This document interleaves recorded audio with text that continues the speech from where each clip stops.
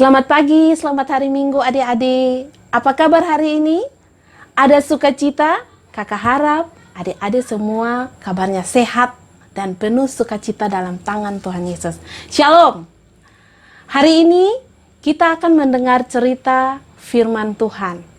Tapi sebelumnya mari kita berdoa. Tuhan Yesus yang baik, saat ini kami akan membaca sebagian dari berita firman Tuhan. Untuk itu Tuhan Yesus, kami mohon kiranya Tuhan Yesus memberkati kami. Amin. Nah, adik-adik, sekarang kita akan membaca Alkitab yang terambil dari Kitab Perjanjian Lama. Pertama Raja-Raja, Pertama Raja-Raja 19, ayat yang ke-9 sampai ayatnya yang ke-18.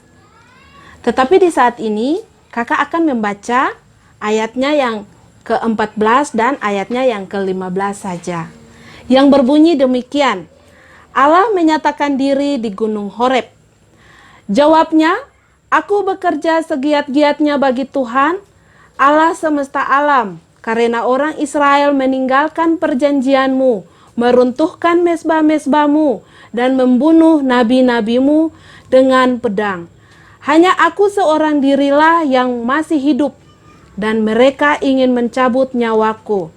Firman Tuhan kepadanya, pergilah, kembalilah ke jalanmu, melalui padang gurun ke Damsyik, dan setelah engkau sampai, engkau harus mengurapi Hazael menjadi raja atas Aram.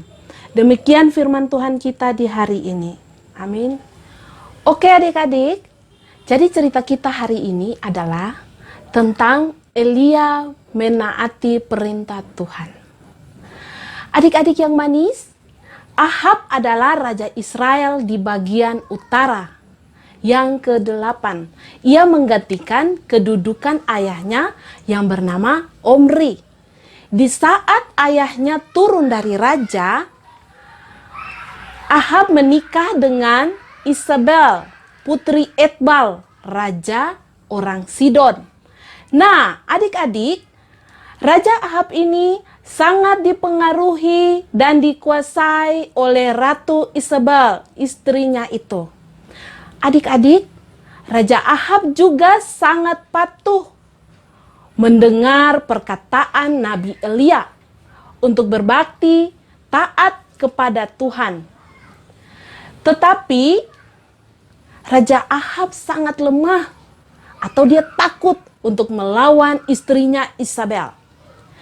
Adik-adik yang manis, kerajaan Israel yang dipimpin oleh Raja Ahab semakin jatuh, semakin hancur karena Ratu Isabel menyuruh bangsa Israel menyembah berhala atau dewa-dewa.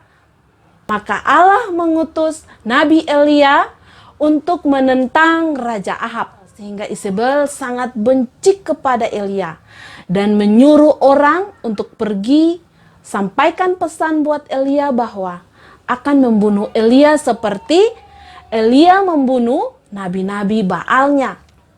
Nah, adik-adik yang dikasihi Tuhan Yesus, waktu Elia mendengar ancaman itu, Elia takut dan Elia menyelamatkan diri.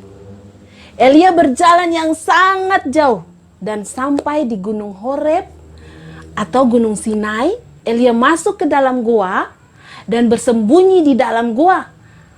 Adik-adik yang manis, Allah memberi kesempatan kepada Elia untuk rasakan keadaan yang susah dan sulit supaya iman Elia semakin bertambah kepada Allah. Allah bertanya, apa yang engkau lakukan? Jawab Elia, saya sudah bekerja untuk Allah. Allah menyuruh Elia keluar dari dalam goa dan berdiri di pintu goa itu karena akan ada kemuliaan Allah di sana. Datanglah angin besar yang kuat, tetapi tidak ada Tuhan Allah di dalam angin itu. Lalu datang lagi gempa, tetapi tidak ada Tuhan di dalam gempa itu. Nah, adik-adik, Kemudian datang lagi api yang besar, tetapi tidak ada Tuhan di dalam api itu, adik-adik.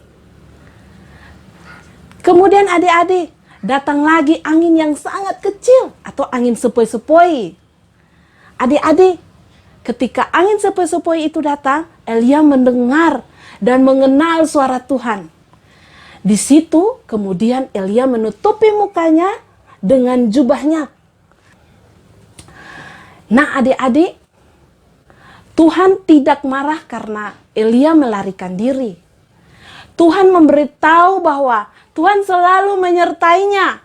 Akhirnya Elia dengan berani kembali ke Israel yang dipimpin oleh Raja Ahab tadi. Karena di sana masih ada banyak umat Tuhan. Nah adik-adik yang manis, dari kisah Nabi Elia ini mengajarkan buat adik-adik untuk tetap mempunyai iman dan selalu percaya buat Tuhan Yesus. Karena Tuhan Yesus selalu menjaga adik-adik baik di rumah atau di mana saja adik-adik berada. Jadi adik-adik harus percaya buat Tuhan Yesus, jangan takut. Apalagi di saat ini keadaan seperti begini, adik-adik tidak boleh takut. Adik-adik harus mempunyai iman yang teguh seperti Bapak Elia. Nah adik-adik yang manis, bagaimana sikap Elia terhadap perintah Allah? Elia sangat taat. Nah adik-adik, sikap yang baik dari Elia terhadap Allah yaitu dia sangat taat. Oke adik-adik, demikian cerita kita di hari ini. Tuhan Yesus memberkati. Shalom. Adik-adik, mari kita berdoa. Terima kasih Tuhan Yesus. Di saat ini Tuhan, kami sudah mendengar cerita dari kakak pengasuh kami. Kiranya itu dapat bermakna dalam kehidupan kami ya Tuhan. Lalu di saat ini Tuhan, kami akan mau melanjutkan aktivitas kami. Untuk itu Tuhan, kami mohon berkat, kasih karunia dari Allah Bapa, dari Tuhan Yesus, kiranya mau menyertai, memberkati, dan melindungi kami mulai hari ini terus kekal sampai selama-lamanya. Amin. Nah, adik-adik, demikian ibadah kita di hari ini. Sampai jumpa, Tuhan Yesus memberkati. Shalom.